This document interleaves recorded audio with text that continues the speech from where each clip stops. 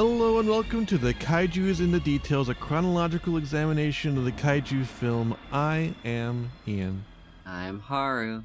Today we watched the sequel to the film we watched last week, or fortnight, which was The Amazing Colossal Man. This time we watched the War of the Colossal Beast, otherwise known as The Revenge of the Colossal Man, or The Colossal Beast. Haru, what'd you think of this film? It didn't catch my interest quite as much as the first one did. Um, Kind of nothing happens in it. it's like, yeah, I don't know. Yeah, really not a whole lot. It I just think, kind of feels like a generic plot line. yeah, and I think one total choice was made by the characters, which was to bring Glenn to Washington. Yeah. I guess going down to Mexico to find him, and that's about it. So two total choices were made by our protagonists. So I guess, like, first things first, the elephant in the room, I suppose. Not a single cast member has returned from the previous film, Mm-hmm. including Glenn. They recast Glenn and covered him in makeup so you couldn't tell. Yeah. It's cool makeup. Apparently, the fall unleashed his skull. They're like, oh, Yeah. it really scarred him up. His skull is showing. That was a really cool effect. I have to give them that. Yeah. But yeah, I don't know. I don't really know what to really say about this one. It is still Burt I. Gordon directing, though, and this time written by Burt I. Gordon as well. Although the screenplay was done Mhm. by George Worthing Yates. The story is by Burt I. Gordon, so he wrote it, and then somebody wrote the screenplay based on what he wrote. Also produced by Burt I. Gordon. He just really wanted to make this film. Not good. I like I think at least a part, probably a big part of the problem why this movie doesn't really hit quite the same way as the original did is it's kinda suffering from sequel syndrome, where, like, Mm, there's not really a direction that the story was building up to go in to, like, really make a sequel necessary. yeah, They were just like, "Oh, let's build off the story and make another movie out of it," and then they made another movie. and that's all the thought they put And into it. yeah, and, like, we don't even get we don't even really get Glenn as a character in this one. Like, that's what made the first movie interesting was he Mm-hmm. was, like, an actual character with, like, thoughts and feelings and motivations and trauma, and, like, don't get me wrong, this version of Glenn is also full of trauma, but it's more of, like, he's not actively, like he doesn't have agency. Yeah, Like, and he doesn't even really have a way to express his trauma, which is what he did have in the first one. Like, this time, like, he's basically in the permanent mind snap state that he was in at the end of the first one. yeah. And we only see a little bit of his self come out again at the very end, but even that's not even, like it's more of an implied that he kind of came to his senses and not that he like, it feels kinda anticlimactic. Yeah. It's just like a void of ideas in this film. You've got like the basic including, like, we can't get back any of the cast, so let's throw away every single story element that could be had with any of those. So we have to introduce new cast. So I guess he has a sister who basically does the exact same thing his fiance was doing. Mhm. It might as well be the same character I because we can't think of genuinely another character. I like yeah, I was just like, "So, hang on, did they just, like, rewrite his fiancée to now be his sister?" No, it's Uh, a separate character. That's Joyce Manning instead of his but fiancee Carol. like, just they feel like the same exact They character. do, yeah, no, they do, including the fact that they're extremely insistent upon things that are not possible. And also, like, in the last movie, there was a single woman in the entire world that cared deeply about Glenn, and in this movie, there's a single woman in the entire world that cares deeply about Glenn. Yeah, did his fiance give up? I I don't He's like, I'm is done with that him. what they're yeah, I I don't moved on. know. Is that what they're implying here? Or did they just write her out of the story entirely? Like Like, they well, couldn't get the actress back, so they're just like, scribble out everything that says fiance and replace it with sister. yeah. Yeah. It's that's exactly what it feels like. But then you have this like military guy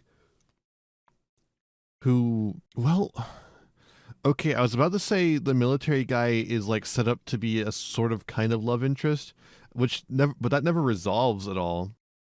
And it only Yeah, happens in the beginning before they actually find Glenn.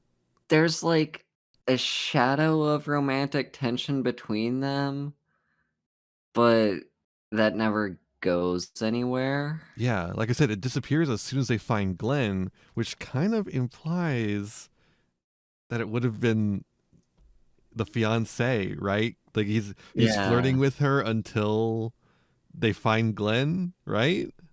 A little bit, Yeah, maybe. I don't know. and and then there was kind of that scene in sort of towards the middle of the movie where he's like, "Oh, I'll escort you home, and do you wanna go home in a nice military vehicle?"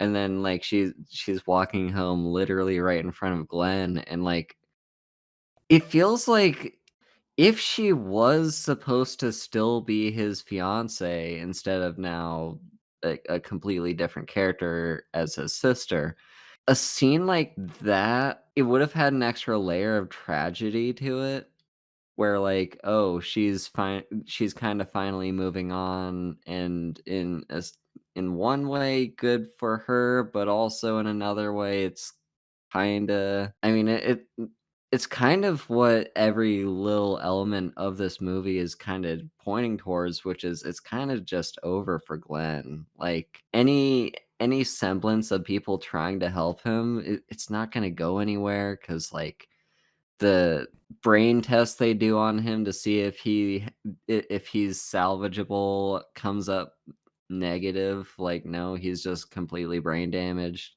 and, like, Glenn has such a shitty ending. Yeah, he literally just offs himself on camera Yeah. by way of electric tower. He goes out Godzilla style, he's attacking an electric Yeah. tower. Uh, and also, I guess we should mention that it does turn the film into a color film for like a minute, which is interesting, Yeah, but that not was super interesting. It's like it doesn't make the movie good. It just kind of is like, huh, okay, it was a kind of neat effect, I guess. yeah, I guess. Yeah, it doesn't have the same effect of, like, The Wizard of Oz You where think she that's where grows they up got in it a from? They're like, in black and oh, white Kansas, and then she goes to Oz and everything's in color. It's like, no, he just electrocutes himself to death, and that, like, puts color into the movie. yeah. I think this is a really myopic movie. It, Mhm. they nobody likes each other. I feel like nobody wants to help Glenn at all, except for the sister who is like screw everyone but Glenn. Everyone's in it for Yeah. themselves. Nobody's in it for anyone else other than nobody cares about anything other than the one thing that they care about. Get the picture? Yeah. Yeah. Like you get lines like, "How do you reason with a 60-foot man?" And I'm like, you can't reason with Glenn because his mind is broken because of stupid movie reasons. But like the film is in that line is basically presupposing that a creature that is 60 foot tall is incapable of being reasoned with prima facie. Like, Mhm. what are you saying here, right? What does that line mean? That line is nothing. Yeah. Like, it's either nothing or you're just saying that anything different is inherently inferior. I don't know. I It's a mean, strange choice. yeah, it's that line kind of just summarizes how Glenn gets treated in this entire movie as just, well, he's big, he's a giant, he's just some fucking different thing. He's not a person anymore. And Yeah. then we'll have like a few characters here and there try and still treat him a little bit like a person, to give some kind of hope that maybe we can like do something for him. But then when they find him, they're like, okay, we're going to put him to sleep so we can go grab him and try and cure him. Mhm. And his sister, Joyce, is like, isn't there any other way to handle it? And I'm like, what? Huh? They, they're not killing him. They're feeding him bread that makes him fall asleep and then taking him to try and cure him or something. What are you talking about another way? What other way do you want? Do you want them to just let him roam free in the Mexican countryside, stealing food from random trucks that go by? Yeah, I don't But she know. wants them to cure him. She doesn't want them to leave him, to put him on an island and leave him there, which is what they are trying to do before he escapes. Like, maybe that what she's kind of trying to get at is there some more like humane way to get him where we want him so we can cure him? I like But considering that the she interaction she just had with him was him going, "Rawr, rawr, rawr," well, like slinging a truck around. You would think she would be a little bit more understanding that this is the humane path. and also she doesn't seem to complain about them tying him down in the hangar. Yeah. I Like, don't. Nobody what makes any well sense in this movie.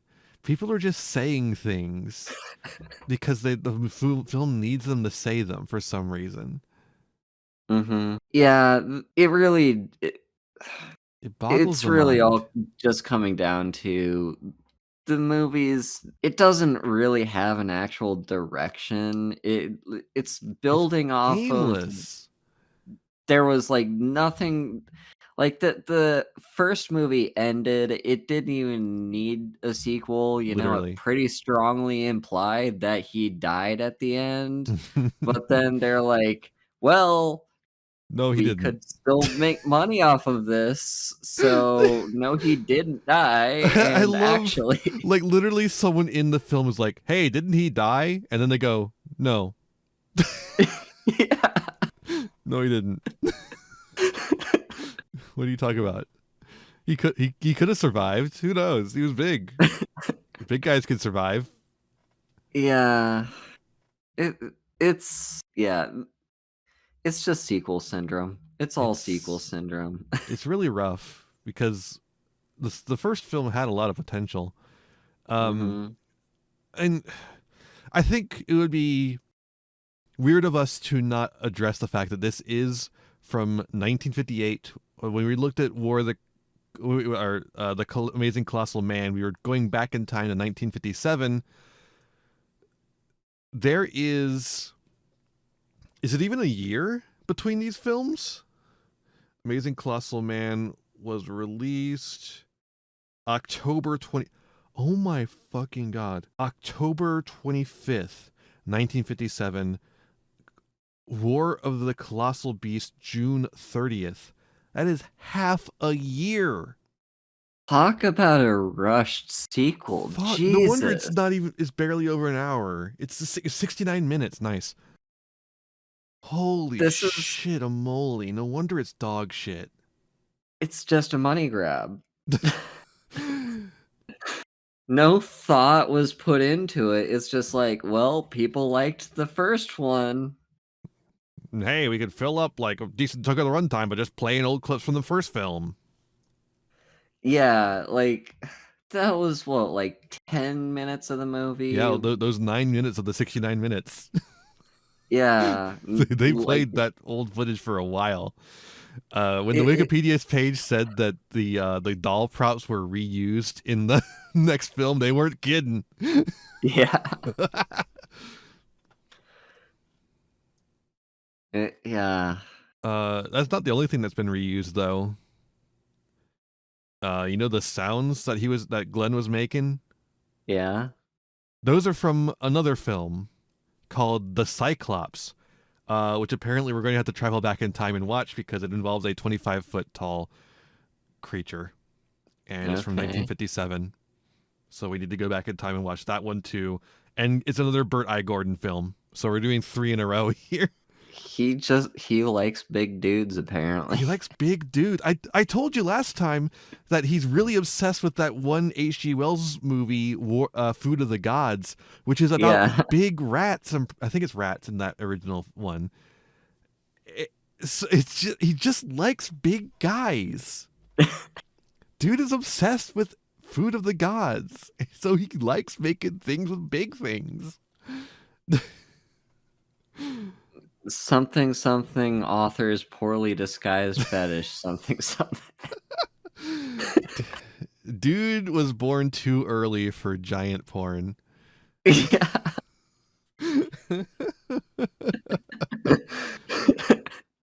Also, I don't know why I keep missing his film specifically, apparently, in my timeline, but sorry, we're going to have to go back to watch The Cyclops next time. That's the movie next time, The Cyclops. And we're going to hear those same sounds again. And while we're talking about the sounds, there is one other sound that the giant Glenn makes, which is saying the name of his sister, Joyce. Obviously, that wasn't the actor Glenn, nor was it the actor of the giant in this film, who is Duncan Dean Parkin, a man who doesn't even have a Wikipedia page. No, Awesome. the person who made that noise saying the name of Joyce was Burt I. Gordon himself. Okay. He got in the sound booth for that one. A grand total of 4 of the actors in this film have Wikipedia pages. Granted, this movie doesn't have a whole lot of characters, to be fair. Yeah. It's a real tight ship here. Yeah. We have a crew in the single digits, as far as the on-screen crew, I should say, not the behind-the-scenes crew. I have no clue on that. But yeah, our behind our in front of camera, our acting cast is I don't think it cracks double digits. Yeah, 1, 2, 3, 4, 5, 6, 7, 8, 9, 10. Oh, there we go. Oh. For major characters, we have exactly 10. And then I'm sure we have some like little extras as well that'll make, but yeah, just barely cracking double digits. Like that's crazy. It's such a small little film. Everything is small about it. The runtime, the cast, my patience, The ambition. the ambition, very definitely. The effects budget. They really do a lot of driving around Mexico instead of doing any monster shenanigans. I feel like they did a lot. Like they actually did quite a bit of special effects work in the first Colossal Man film. Now I'm thinking back on it. This one, not so much. It all looks Yeah, decent, except for a couple of times where it gets a little ghosty. I mean, But they're not really like swinging for the fences here, so I'm not really too shocked that it looks decent. there yeah, like, there's kinda there are 2 different ways that they, like, play with perspective here. Well, 3 ways, actually. One way is where, like, he's kind of layered beneath the other scenery, and, like, that's, like, when we first see The him the with rear the projection, truck, which looks so crisp, and that's really nice. Then there's the second way that's, like, the overlayering, yeah, the with overlaying, the and that screening. one's kind of It's always rough, but in this it one, it's there's only one where it gets really bad. I would say, it's a yeah, I would say, like, but it's again, they're kind not of doing much of it, so it's like yeah. it can't. Yeah, if you're not doing very much of it, you're not gonna fuck it up too many times. There's only so many times where you could fuck it up. And then the third way is kind of where they're swapping back and Yeah, the forth shot reverse between, shot like yeah, with the camera perspective. yeah, like, those are kinda like the 3 ways that they play with perspective. For those at home, I'm not trying Um to interrupt Haru. I'm trying to give Haru the terminology. um, yeah, so, like, yeah, we've got 3 different ways, It's like it and reminds me of a fucking cooking show. I've got eggs 3 different ways. I've got Glenn 3 different ways. Yeah, honestly, like, the overlaying screening effect, I think, is probably the weakest of the 3. Yeah, for sure. The the one where they're swapping the camera back and forth, that was kind of a neat one that But it was done better in the first one. it was, like yeah. I don't know what to say. It's they at least didn't give up on trying to, like, show how big he is. Yeah. When I went to look at IMDb to get some more info about this film, one of the reviews I saw pop up was better than the original, and like I don't know in what way that could possibly be true to someone, right? I Seems mean crazy to me. Did they just like not actually watch the original or something? Is is this the same kind of person that's saying that kaiju movies need to cut out all the human stuff and just make it all about fighting the kaiju? Maybe. I guess there is more of that per capita, although not more of it actually. Just more of it per what amount of movie there is than there is in the first one. Like, yeah, like, the first one, just kind of, like, it was this long progression as he slowly deteriorates and slowly loses his mind, and then at the very end, we get the, like, kaiju fight scene. Hmm. And this one, we get, like, at least 2, if not 3 kaiju fight scenes. Yeah, So, kinda. Yeah. yeah, for the action nuts, I guess this one It's is better. for the lamest action of all time, where it's like, oh yeah, the action of this scene is that a bunch of army guys are pulling on the rope and Glenn is pulling on the other side of the rope, and we go back and Mhm. forth for like a minute or They so. played tug of war. They play tug of war, and then the one sergeant guy shoots a bazooka at him a couple of times, and then that's it. That's the end of the that Mhm. fight scene. And then there's the other fight scene where he like picks up a bus and they just like keep shining lights on him until he puts the bus down because the lady said to. Yeah. And then there's the other fight scene where they make him run to get some bread that makes him go to sleep. Yeah. By the way, uh, in that scene, Glenn lands on the Mexican like police officer, and then we never see him again. Did he get killed there? It was not really clear. He The movie's I done with him for sure. I don't know whether he's dead or not because Glenn landed on him. it's kind of it just kind of goes to show that Not a lot of care and he was attention. not an important character. Yeah, Like and also not a lot of after care he and attention was served put his into this movie. yeah, like after he served his purpose, and like that kind of goes for every character in this movie. After they serve their purpose, they kind of just don't They matter. just Like you could disappear. take them out of the movie entirely, write them out, and no one would notice. As soon as Joyce decides to go over and confront Glenn when he's holding the school bus, every character that is not Glenn and Joyce disappears from the movie. Yeah. They never show up again. Yeah. That is actually kind of crazy now that I think about it. It's like it's fucking I don't want to play with you anymore. Mm-hmm. This movie just throws him away.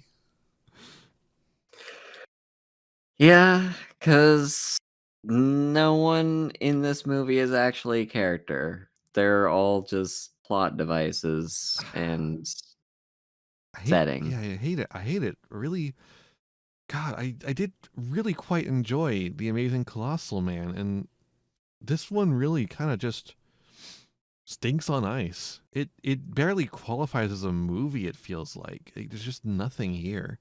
It's so Mm-hmm. hollow. Like we've had bad movies before, but I don't think we've ever had something quite this hollow. Maybe Son of Kong? Yeah. Although even Son of Kong has like the Kong effect still. Mm-hmm. And I guess this has the Amazing Colossal Man effects too, but like the Amazing Colossal Man effects aren't as impressive as the Kong effects. I'm sorry. I do still like Yeah. the makeup though. Even though I know it was just Yeah. a choice to disguise the fact that they changed actors, I think it looks good. And it The makes it, makeup the makeup is probably the coolest effect. yeah, it makes a proper like separation between Glenn the man and Glenn the Amazing Colossal. Mm-hmm. Um, oh, I have another example actually of how everyone in this movie is a selfish asshole. Mm-hmm. Uh, Joyce, it once like is after the thing where the guy has to shoot a bazooka at Glenn 10 times to get him to stop. Mm-hmm. He's lost a lot of blood, obviously, so they need to get him more blood. And Joyce is like, "Hey, the Red Cross doesn't want to give me 10 gallons of plasma. They say it's too much." And like, yeah, yeah, it is. It kind of, but also, how how does his how does Glenn work? I don't would just like that's so much plasma. He and like he's basically I guess he's kind of cured of the thing that was making him grow, but surely he still produces plasma at a crazy rate as well, right? I don't know. It's just like Yeah. why is she so intent on keeping him alive? I know that he's her brother, but like I don't know, man.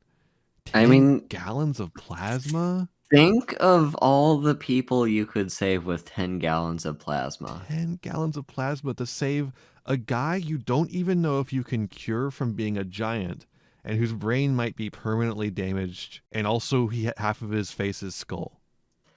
Like, I get that they're trying to save him, but, like, I hope I'm not sounding too harsh here with saying, like, after a certain point, you kinda have to wonder, like, is saving him worth it?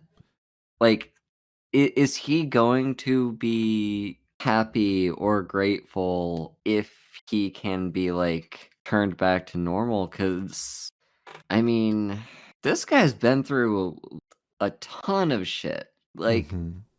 he's gonna, like, he's not gonna live the rest of his days because he's dead now, but if they were able to save him, he would be living the rest of his days with just unable to fall asleep or waking up in the middle of the night full of nightmares, and, like, I cannot fathom what this guy has gone through. Yeah. And, like, I get that I I don't know. I don't know if it's necessarily the right thing to, like, try and help this guy anymore, and it's sad to say that, but, like, what's Glenn it is gonna the do for person him? that physician-assisted suicide was made for.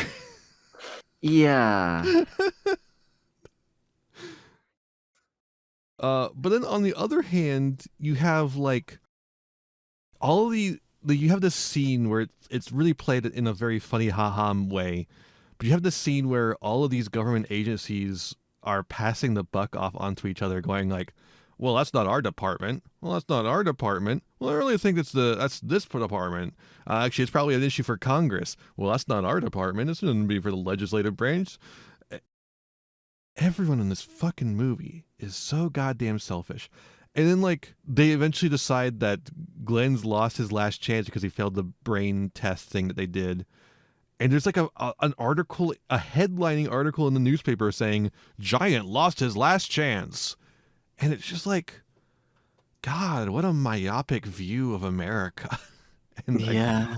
the world even, because like you have this like this, it's all played for funny ha-has to be clear, but like you had to see at the beginning of the movie where there's the guy who's mad about his truck disappearing and the Mexican police officer is just kind of messing with him, I guess, Mhm. because he already knows that the truck disappeared and there's a guy in his care whose truck disappeared because he's seen the tire tracks that just go to nowhere. But he's just like messing with this guy for no reason apparently. Mhm. It's it's such a strange view. I it feels like it's all just like really failed comedy. It kind of reminds me, and I hate to say this, kind of reminds me of like a Doug Walker thing, like a nostalgia critic. Mhm. Like all comedy derives from suffering, and then like, this is it's just like we're just doing a bunch of bits about the suffering of people that like is like coming from a film that was turned from a comedic film into a quite serious film. Like when we were talking about the Amazing Colossal Man, it was originally supposed to be a comedy, or at least more comedic, and then they switched it when Burt I. Gordon came on to direct, and then Burt I. Gordon like produces his own sequel to it, and it's got these funny haha comedy bits that aren't particularly funny. Mhm. And not because they're mean spirited, it's just because they're not funny. But they also happen to be mean spirited. And I'm just like, I don't know. I don't really know how to parse how I feel about it necessarily. I just don't like it. I think the funniest part of the movie, and I don't even know if this was intentionally funny or not, is the get the picture? I'm pretty considering how many times he repeats it. It must have been a comedic thing. I don't know. I'm the kind of person. Okay, so I this is a weird thing about me. I think failed comedy is really funny. Mhm. Um and so to me that's funny because I think they're trying to be funny and it's completely falling flat. And I think that's really funny. But it's definitely a thing that they do. Like, it's not he does it so many times. Um so it has to be comedy. It's just I don't think it works very well. Mm. Yeah. Oh, and another line in this vein is there's no place in the civilized world for a creature that big. Which, to be fair, is a theme in a lot of kaiju film, but when you're talking about a human being, it's a little strange. Although at this point, I honestly don't really see him as a human being anymore. Yeah. I think this is the least amount of notes I've taken for a film yet because there just wasn't anything in it. It's just there's just no substance. Mhm. I guess, like, there is one bit of the movie that kinda stood out to me, which was there's kind of a moral conundrum where when the doctor is bringing up, like, Glenn's mind and, like, if it turns out to just be like psychological trauma, then there are ways that we can possibly rehabilitate him and bring him back. But if this is just like brain damage, if his brain tissue is permanently damaged, then there's nothing we can do. Um, and it's kind like apply that same situation to a person who is not a 60-foot tall person, like someone who is Leprous. clearly like someone who's clearly suffering mentally and psychologically and physically, and like, what's the morality here of making that kind of decision of, there's nothing that we can really do for this person if this damage is physical, but if it's all psychological, then like we can help them.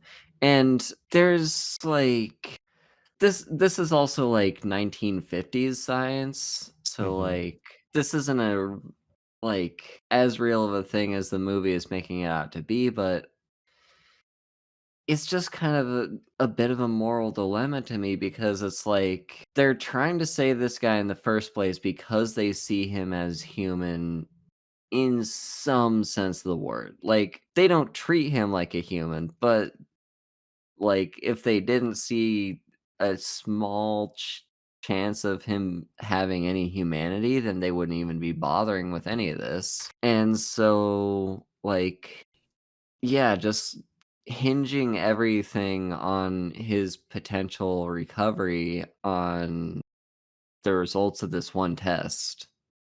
Which is like barely a test, by the way. Yeah, it's like a sort of pseudo sciencey. Like they just show him pictures. Like, oh, here's the picture of the ship that you came back on from the Korean War. Yeah, that'll jog your memory.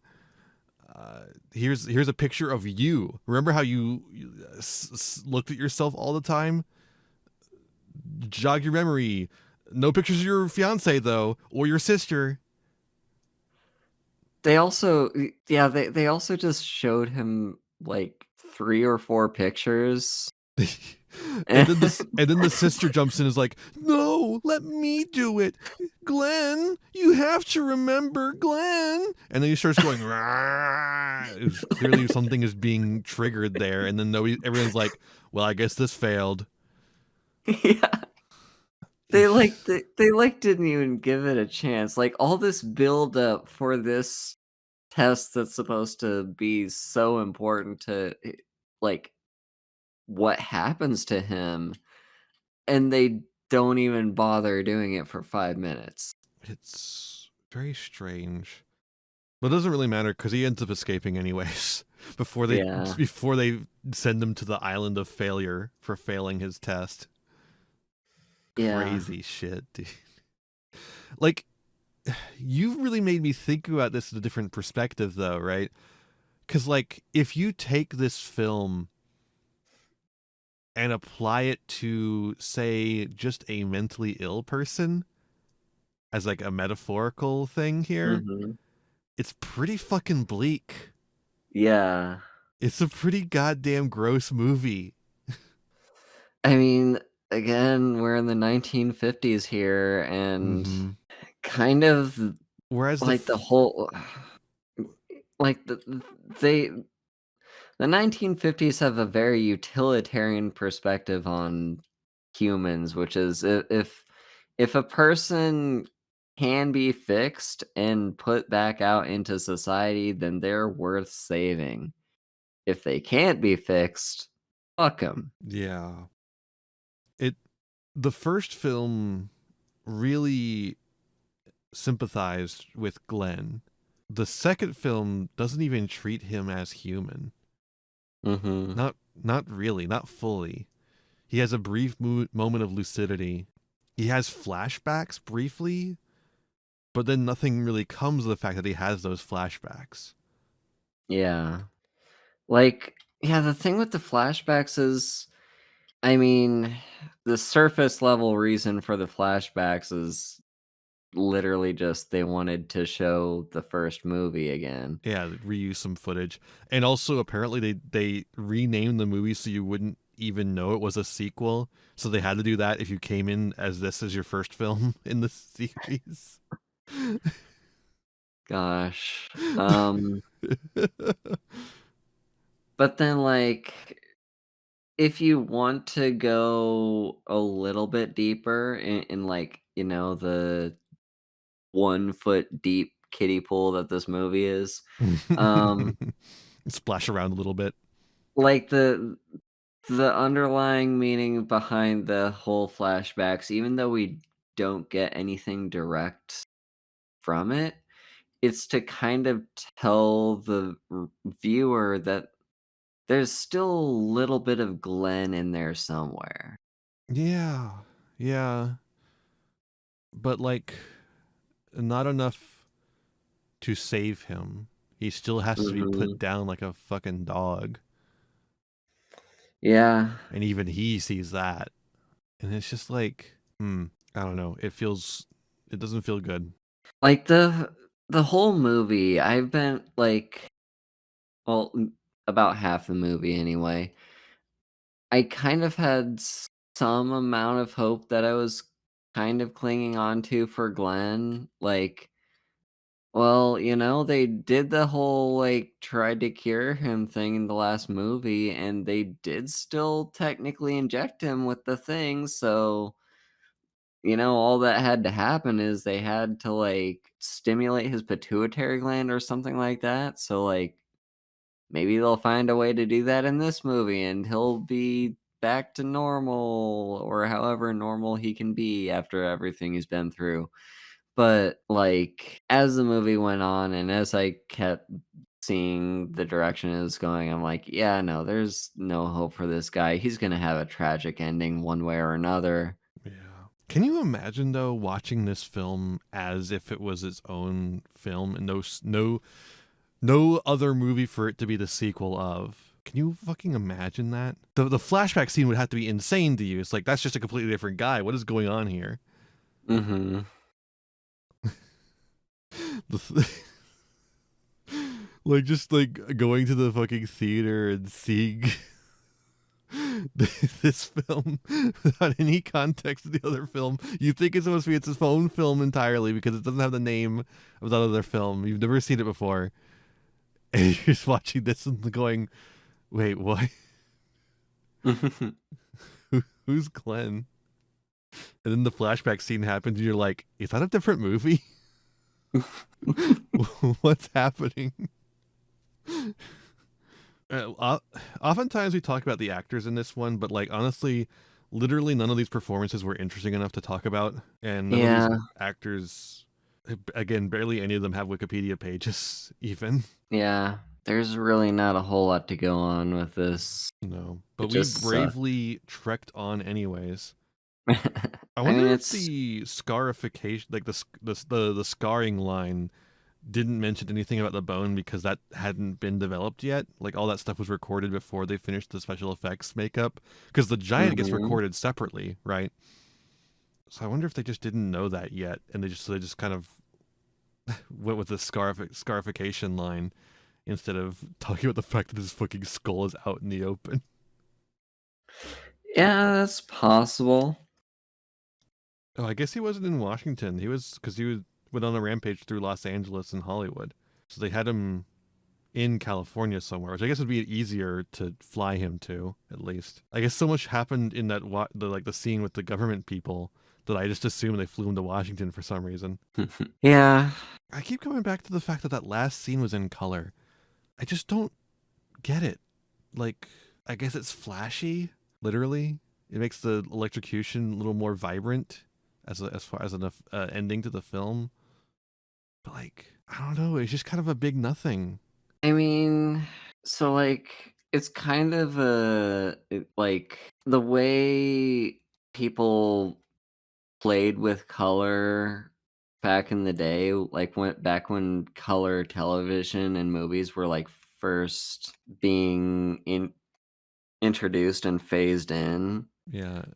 Like directors and special effects people love to play with color in really interesting and creative ways. Hmm. And maybe this is like an attempt at doing a creative way of introducing color into a movie. Well, and like with a movie of this budget, there's no way they could afford to make the entire film color, Yeah. like a lot of other films are doing at this time, like Rodan, which we saw, a while back. And I think we've seen a few color films at this point. I think. Mhm. Um, oh, Beast from Hollow Mountain, great color Yeah. film. Uh, and this one, they couldn't afford to make the whole thing color, but I guess they're like, we can put a little splash of color for a really wowing effect at the end. It's just like, Mhm. I don't. It feels like a waste on this movie. I guess. Yeah, I mean, they probably spent about half their budget on making that last minute color. And like half of the scene is just watching Joyce react to what's happening. Mhm. Like it's in color, but you're just watching a woman go, "No." It's like, okay, sure.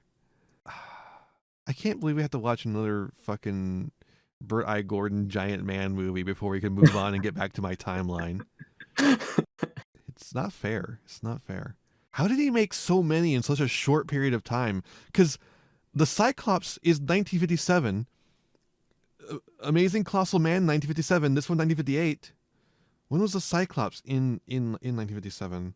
It was July. So you've got July, October, June. He's making a giant man movie every half a year. Did they bring him on to the Amazing Colossal Man because of his work on the Cyclops? Is that why? Maybe. Is that why they decided to swap out Roger Corman for him? Like that'd be really funny if that was the case. We know you're pretty good at a giant man movie. Here, have one. I don't know. I just hope it's better than this, and want something more akin to the Amazing Colossal Man, because the Amazing Colossal Man is not a perfect movie by any stretch of the imagination. I wouldn't even go so far as to say it's not a great movie. It's bordering on good, Mhm. but it deserves a better sequel than this. Yeah. It's fairly feels like a sequel because there's no returning characters except for Glenn, who's played by someone else and also doesn't talk anymore. This could literally be about any giant in the entire world. It could be Paul Bunyan for all I care. I do have a couple of fun quotes. I've already used up most of them because they were examples of how fucking selfish everyone is. But I got a couple of other ones. First up, get the picture? Sorry, I had to say that one again. The businessman who says get the picture a lot, though, goes on to say Los Angeles, and it sounds a lot like he's saying Anguirus, Los Anguirus. And I want that. Someone make Anguirus of Los Angeles, please. Los Angeles. When they finally make it to Mexico, they do find a giant footprint of the colossal man. The footprint effect looks fine. It just looks okay. I don't know what you want from me. And the guy who's there says, "This footprint is 10 times the size of a normal one. The person who made it should be about 60 feet tall." To which Joyce clarifies for no fucking reason, "Glenn was 60 foot tall." Yeah, do you know any other 60 feet tall men? Yeah, like he's like the only giant person in the entire world. Like, This movie does not trust the audience one iota. And then when they're sending Glenn to to Loser Island for failing his test, where they're going to isolate him from the world and just like send him food forever. The colonel or sergeant or whatever he is says, "I'm afraid the world doesn't think of a 60-foot man the way a sister does." What a line. That's all I got to say about that one. It's just like, you just, sometimes in a movie you hear some crazy ass lines that like they think they're cooking, and I'm like, I don't know if you're cooking, dude. I think you might be cooking with poop. It's like, I like, you thought you ate with that one, but holy shit, dude, there's crumbs all over the plate. But other than that, that's all I really have, because again, this film gave just literally nothing. No energy, no story, no characters, only things happening on screen. Mm-hmm. So I rest my case. How about you, Haru? You got anything left in the tank? No, I've said all I have to say about this one. And you know what? We're at that hour mark. So thank you so much for listening. I hope you enjoyed. Make sure to recommend this podcast to your friends and family and loved ones and anyone else you think might be interested in a film or a podcast about kaiju film from two very tired people watching some pretty bad movies and occasionally a good one. Haru, where can people find you? I am Haru Hayes, a puppy girl VTuber. I stream on Twitch occasionally, about once a week currently. And you can also find me over on YouTube under the same name. And you can find me on Blue Sky at haru.vspire.live. And I'm Thempyrean. You can find me at thempyrean.neocities.org.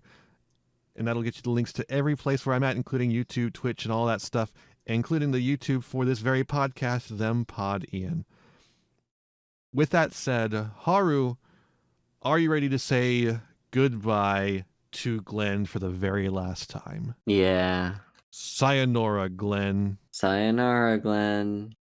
Or Danny, if we follow the naming scheme of the original Glenn. Since he was named after the actor, I think he should change his name to the new actor, right?